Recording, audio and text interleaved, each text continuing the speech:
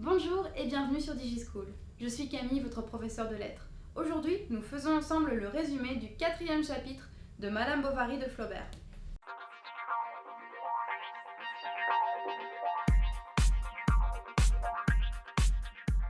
Alors, que se passe-t-il dans ce 4e chapitre? Eh bien, tout simplement, Emma et Charles se marient. On pourrait résumer tout le chapitre par cette simple phrase, et c'est d'ailleurs ce que Flaubert fait dès la fin du chapitre 3, c'est-à-dire le chapitre précédent.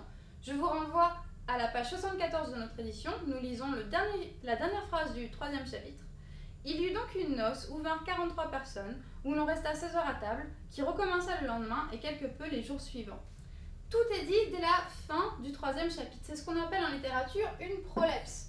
C'est le nom de la figure de style qui veut qu'on annonce les événements avant qu'ils aient lieu dans la narration. Donc, dès la fin du 3e chapitre, on annonce ce qui va se passer dans le chapitre 4. Si tout est dit dès le chapitre 3, pourquoi Flaubert consacre-t-il un chapitre entier à la description de la noce? Eh bien parce que décrire cette noce, c'est l'occasion pour l'auteur de faire un véritable tableau de la société, ce qui est un peu l'objet de Madame Bovary.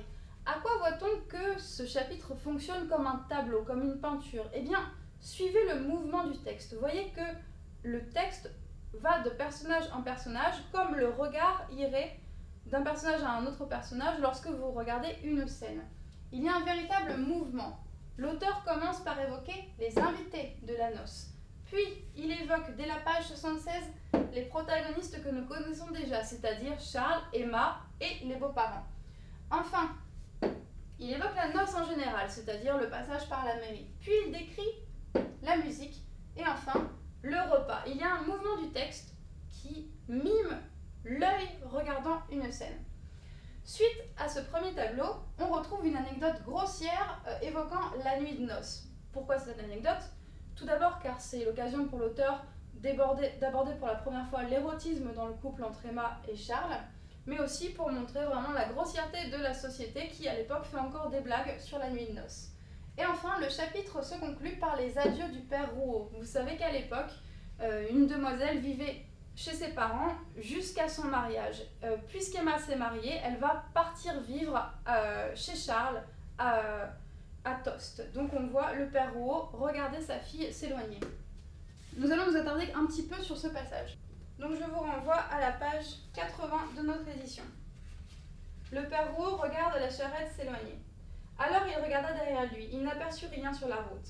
Il se sentit triste comme une maison démeublée, et les souvenirs tendres se mêlant en pensées noires dans sa cervelle obscurcie par les vapeurs de la bombance, il eut bien envie, un moment, d'aller faire un tour du côté de l'église.